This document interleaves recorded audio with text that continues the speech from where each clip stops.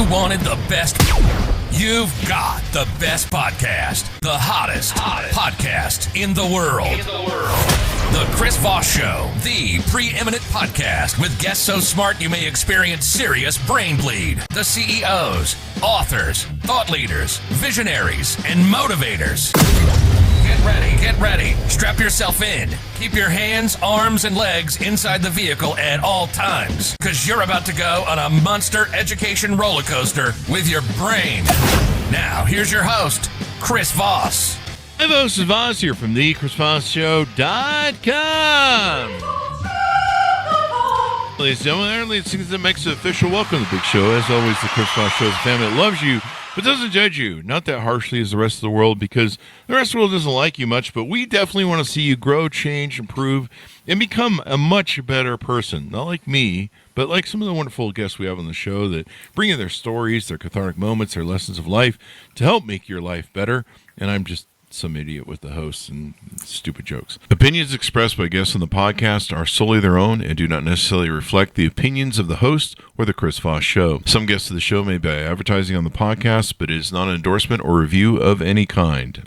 He is the author of the newest book that came out May 11th, 2023 for him. It is called Play Stupid Games, Win Stupid Prizes. Wait, wasn't that the original name of the podcast, The Chris Voss Show? No, I'm just kidding. Play Stupid Games, Win Stupid Prizes, short stories about friendship, growth, and social misdemeanors. Andy Dietrich joins us on the show today. We're going to get an insight into some of the fun title that he has in the book and what the deets are from Andy Dietrich. See what I did there?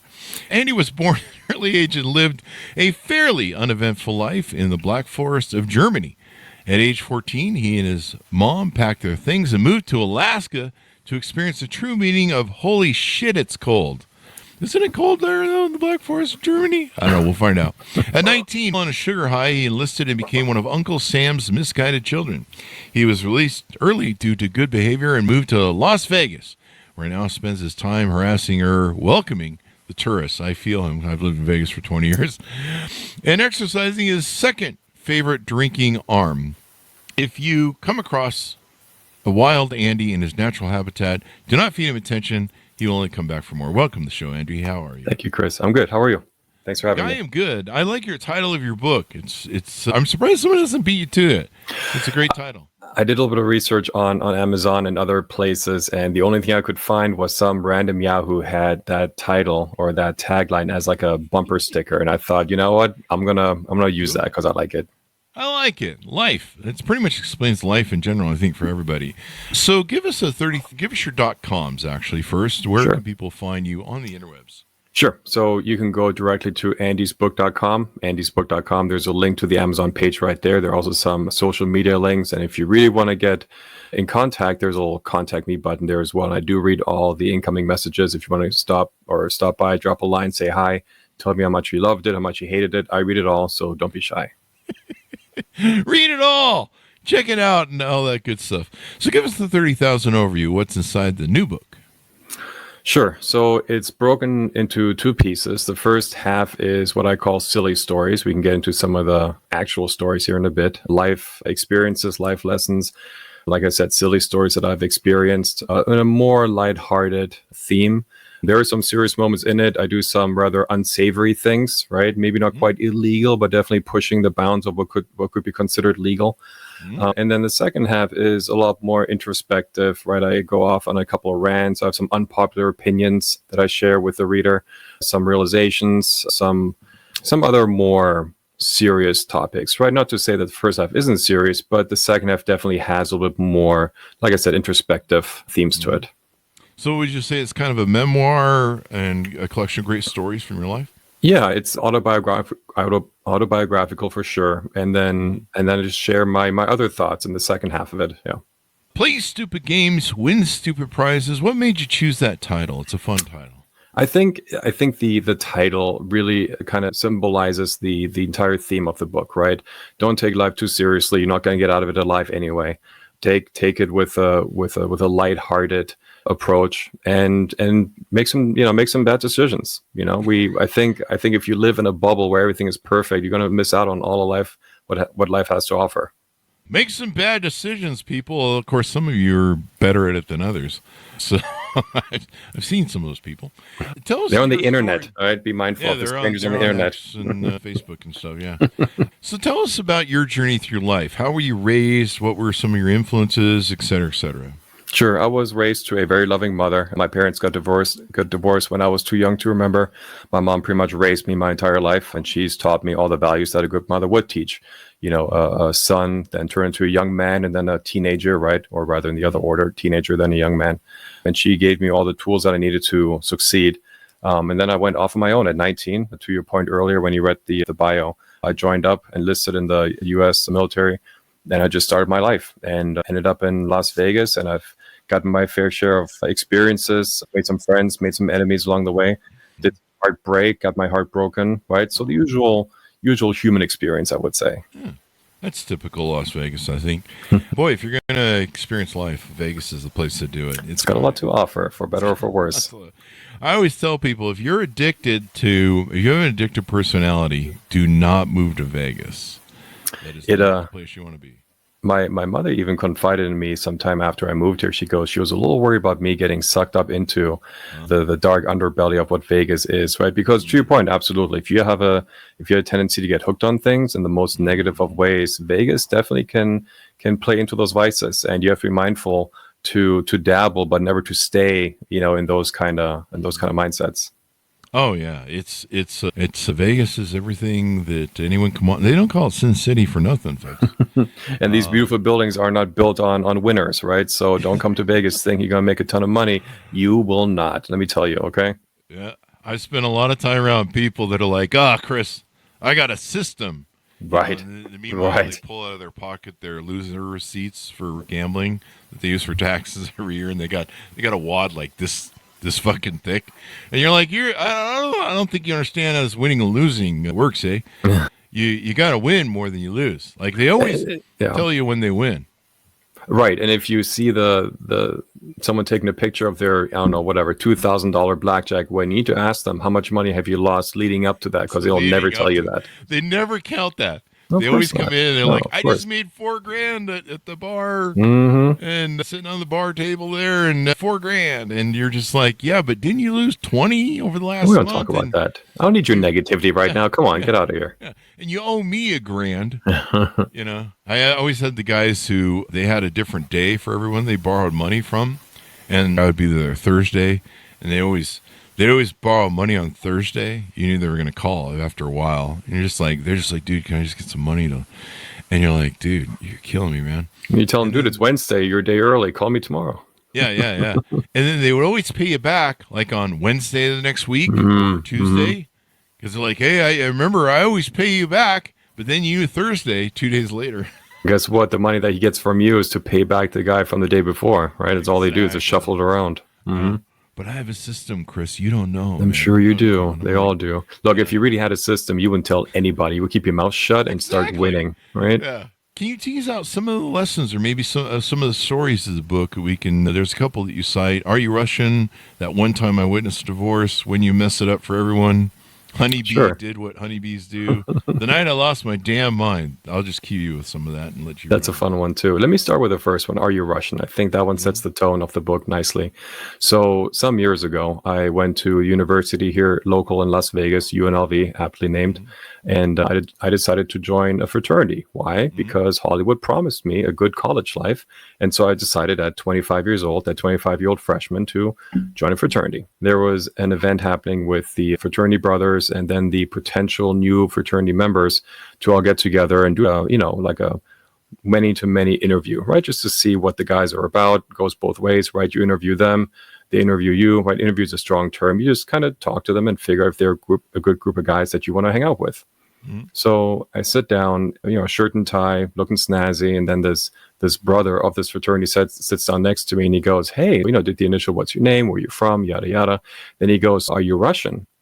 And I thought the question was really odd. One, because why would you ask that anybody, right? And I said, "No, actually, I'm German." And then he starts laughing his ass off, and he pokes his buddy. He goes, "Hey man, this guy's got jokes. I asked him if he was Russian. He said he was German," and he starts laughing too. And I did not get the joke whatsoever.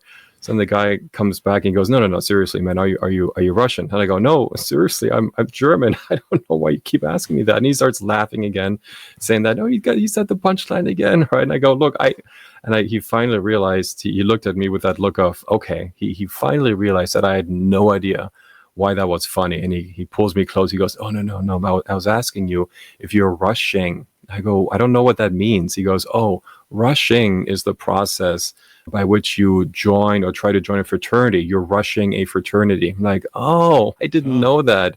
Yes. Okay. Yes, I am rushing. I'm rushing the fraternity. And then afterwards he says, why did you think I asked you if you're Russian? I go, I don't know. It made no sense to me either. Yeah. I had a guy do that to me. I was interviewing for a job, and I made it past the second interview, and I was meeting with a regional manager, division manager or something for region. And so it was, it was go time. It was like, on or off. If you don't pass this interview, but if you do, you got the job. And he said, they wanted me to work from home. And so they're like, do you have a disc? And I was like, do I have a disc? And compact discs had just come out. And so I immediately went to just compact disc land. This was a long time ago, clearly. And so I was like, a disc? Like a computer disc? And he goes, no, a disc.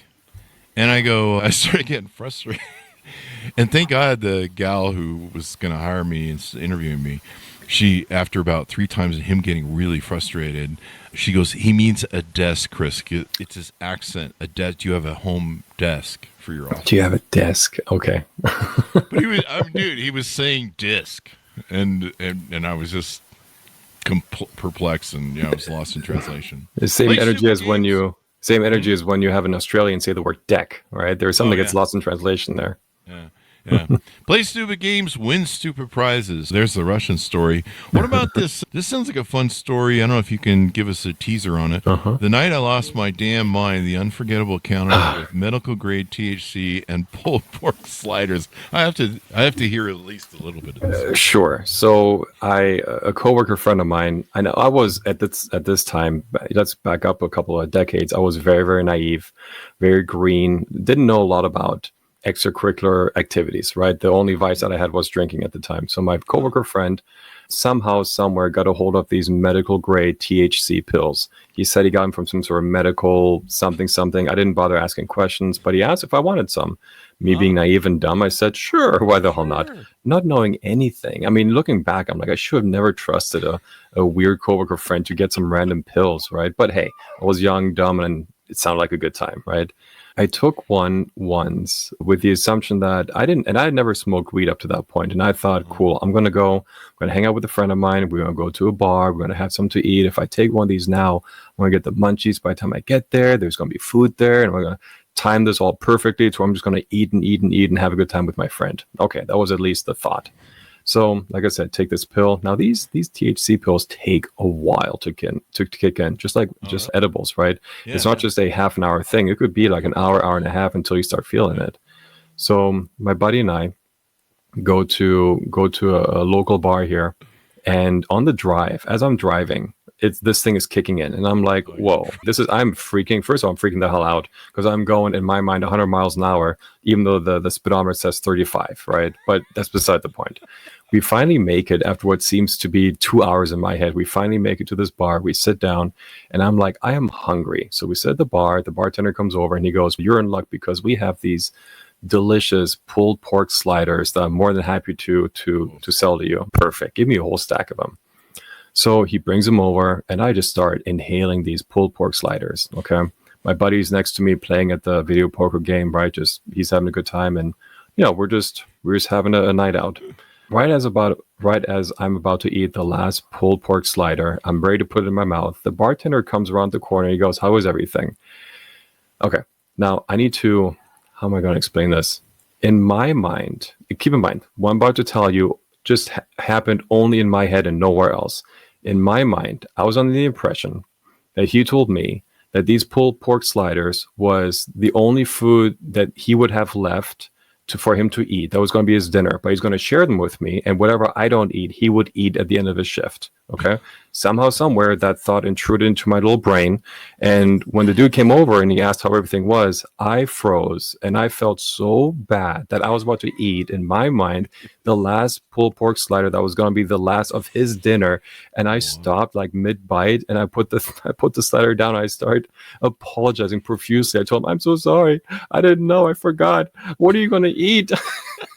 And the guy looks at me with this look of like disgust and confusion. He goes, what are you talking about? My buddy was even saying, Andy, what the are you talking about? I go, don't you understand? It was the food that he was going to eat and I'm eating the last one and he won't. And my buddy looks at me, he goes, Andy, none of that happened. What the fuck? So it was an embarrassing moment, but the lesson learned is never again. These THC pills, never again. Never again. Yeah. The first time I took an edible, I was visiting a friend, and he'd been smoking pot for years, but I could never smoking pot would never work for me. I have a really high tolerance for everything. Okay. Even vodka, drugs, and it's kind of helped me because it's kept me out of trouble. But, it's kept me in vodka. But even then, I half a bottle of vodka to just get lit up like most. But once you are at that point, I've met people like you before. But once you're at that point, once you're in the non-sober state, you're in it for a while. Is that with you as well? Yeah. I mean, not too long. It depends on what I'm taking. Like with booze, yeah. I mean, you're as long as the ride lasts. But I've got to drink a lot of vodka to get really fucking brain dead. Where you're like, this feels. This sounds like a good idea. Yeah. So I never taken edibles before. I tried smoking. My friends had tried every which way to get me high. Smoking it just would not work, and a lot of stuff doesn't work on me either. Cocaine just gives me like a bad post-nasal drip, and it feels like I have a cold. And sounds like a waste. I get like a coffee. It is a complete waste. Like it's just. I used to tell my friends a pot. I'm like, just smoke your pot. I'm going to sip on my vodka, and I'll have a good time. and he gave me. He gets in the car. We're going to go eat over at the what's the place in California, the farmers market, and we're driving over there, and he goes, hey, I got you a cookie. I think this can get you high. And he'd been frustrated because one time I broke up with a girlfriend and I was losing my business partner at the same time and struggling in business. And he tried to get me high, and he spent, I don't know, a whole freaking ounce or $50-$60 trying to get me high. And he'd always been frustrated, he can never get me high. And his tolerance is probably pretty high because he smokes it morning, day, and night. Mm-hmm. And so he gives me this 100 milligram cookie. And he goes, I go, how much of this do I take? And I don't know anything about, getting high. No. Okay. And he goes, hey, you could probably just take half of that. He goes, but I don't know, you're a big guy. You're like 300 pounds, and it's always so hard to get you high. You could probably just take the whole cookie. Yeah. So a guy who's never taken an edible in his life takes 100 milligram. That sounds like a lot. Cookie. It is a lot. Let's put it this way. It takes about 30 to knock me out right now. Okay. Put me to sleep for the night. Like if I'm feeling like shit and I take 30 milligrams, it'll knock me out and I'll sleep like a baby all night long. So here I am taking 100 on my first run. Okay. And I got fucked up at the Grove. The world started spinning in the middle of. It's not a good feeling. No, it's the worst. Yeah, and we're in a wine shop when it kicks in. And there's wine just everywhere that's expensive, just sitting on, boxes that you can knock over. Mm-hmm. And I'm like, I got to get the fuck out of this wine shop because I'm about to fall the fuck over and it's going to cost a fortune. And so I somehow find my way out, and it's just a nightmare. I end up throwing up, I think everything I'd eaten for 2 weeks. And after that, we didn't take edibles for a while, but we finally got back to them. That sounds like there's a Reddit post from many years ago, and the guy posted, whether it was fake or not, he says, I just took God knows how many, milligrams of edibles, and I can't make it stop. And what do I do? And the top reply was, all you can do is go outside, lay down, and hold on to your life, and let this be a lesson. Okay? Yeah, let this be a lesson. You're not going to die.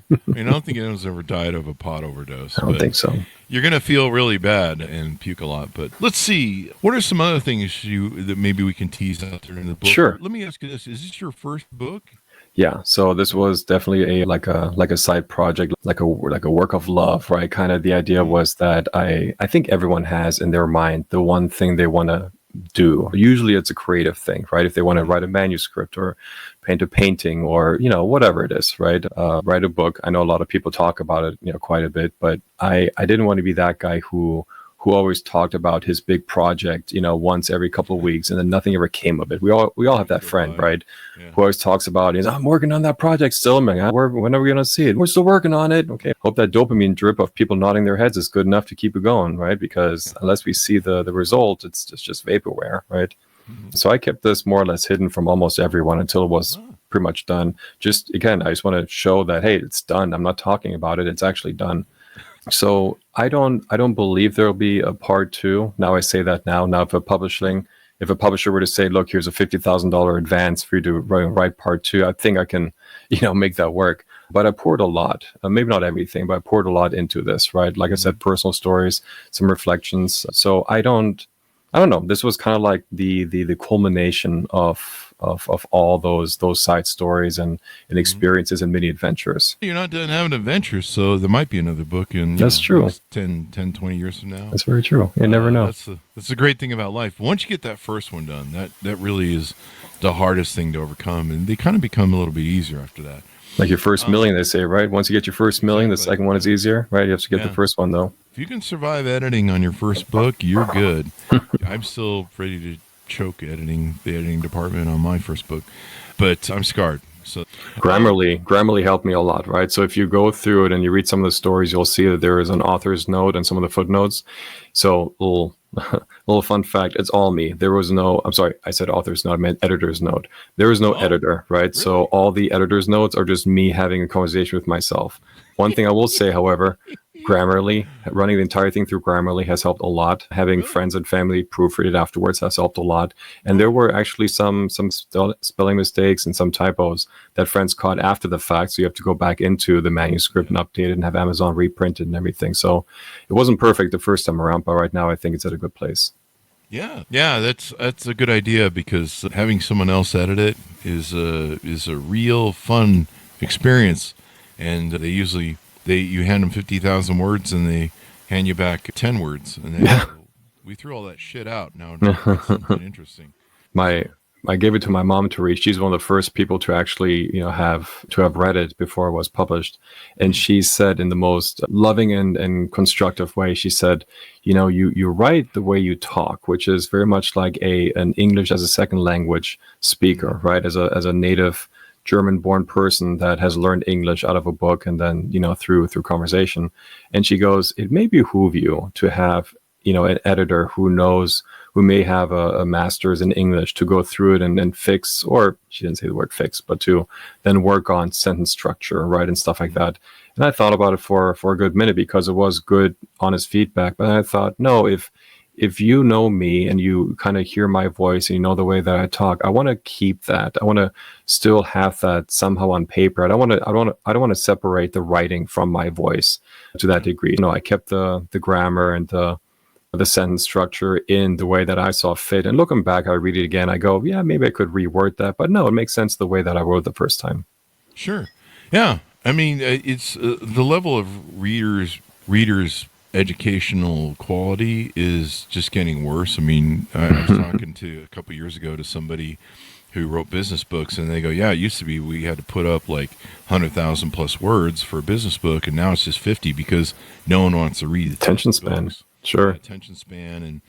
But yeah, it's hard to find an editor that can write in your voice. Mm-hmm. And you've got to have that voice preserved. And I thought that was bullshit until I was having my book edited by someone who knew me really well and could preserve my voice.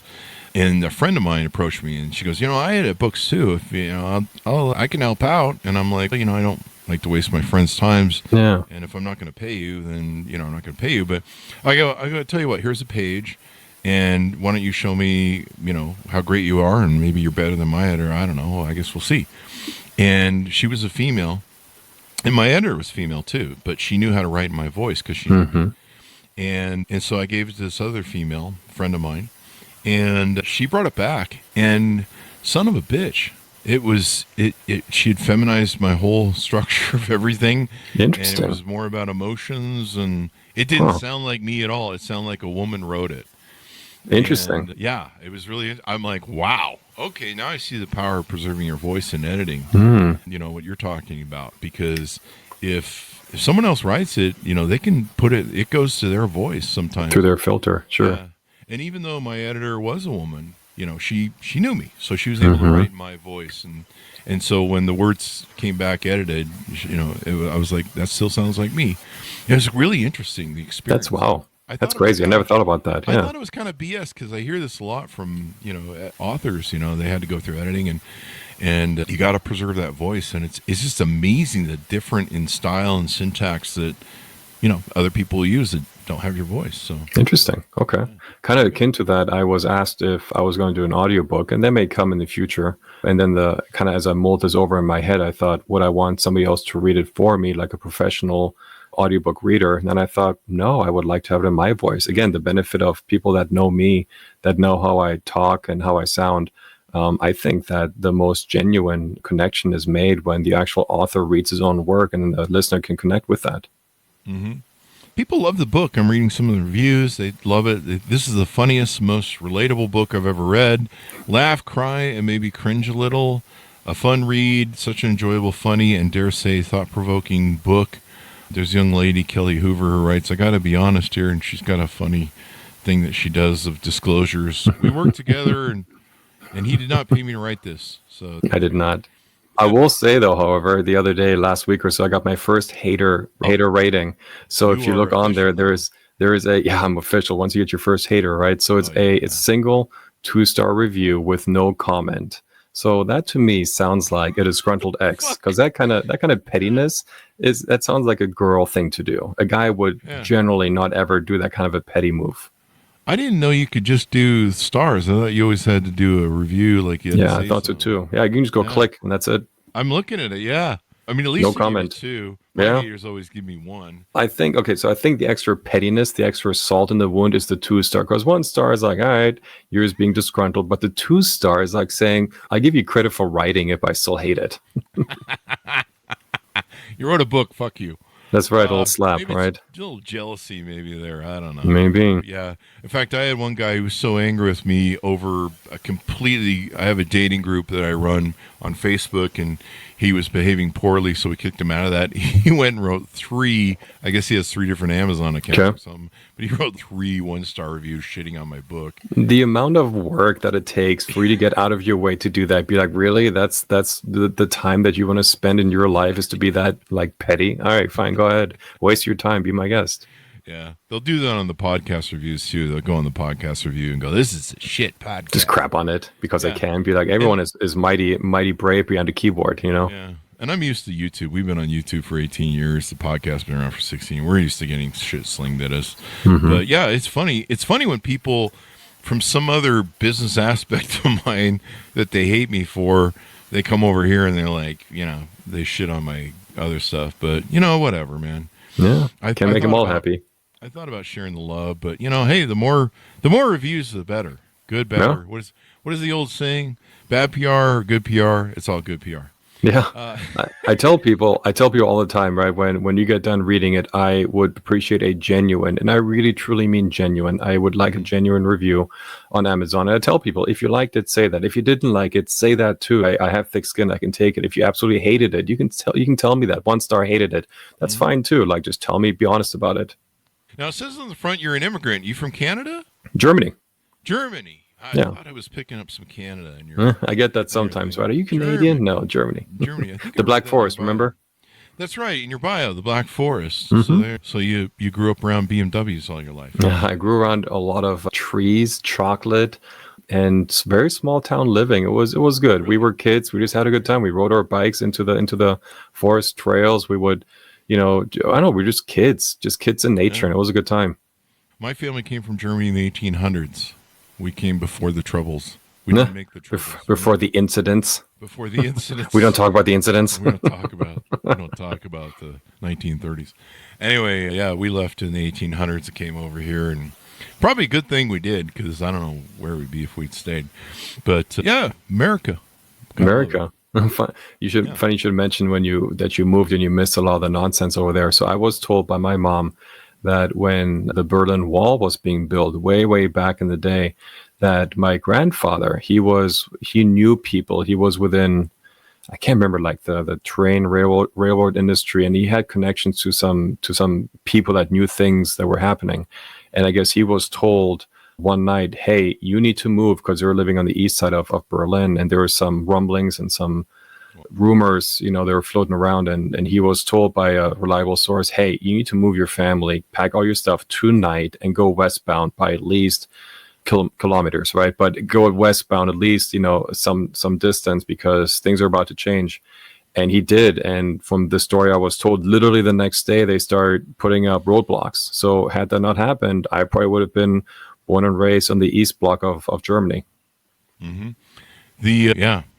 That would have been. We both probably wouldn't have been back there. Yeah, maybe some. I don't know. It would have been a different approach to life. I probably wouldn't be here. Not in a negative, like I wouldn't be alive. But had I not been born on the west side, we would have moved to the Black Forest. Never would have migrated to the States. Right, a lot of things would have changed. Definitely, yeah. And we survived. As we go out, give people a final pitch out on the book to pick it up, where they can order it, and any.com, so they can get to know you better. Absolutely. If you go, like I said earlier, andysbook.com, all my links are on there. If you would absolutely like a signed copy, if you go to andysbook.com/gift, I still have a few left. I'm more than happy if you trust me with your address, and I promise I will not do anything nefarious with your information. If you trust me with your address, I'm more than happy to send you a signed copy. So again, andysbook.com/gift. And I like to think that the subtitle, Short Stories About Friendship, Growth, and Social Misdemeanors, really kind of sums it up. And I think there's a little bit of everything. Sorry. There's a little bit for everyone in this book, right? Whether you like silly stories or some more serious reflections, right? There's a little bit for everyone in there. It's been wonderful to have you on. Fun and great stories. People are going to love thank it. you. I love the title. Thanks, Andy. Order up this book wherever fine books are sold, folks. Play stupid games. Win stupid prizes. Short stories about friendship, growth, and social misdemeanors. Out May 11th, 2023. Thanks, Ron, for tuning in. Go to goodreads.com/Chris Voss, LinkedIn.com/Chris Voss. Chris Voss, one of the TikToking and all those crazy places on the internet. Be good to each other. Stay safe. We'll see you next time. And that should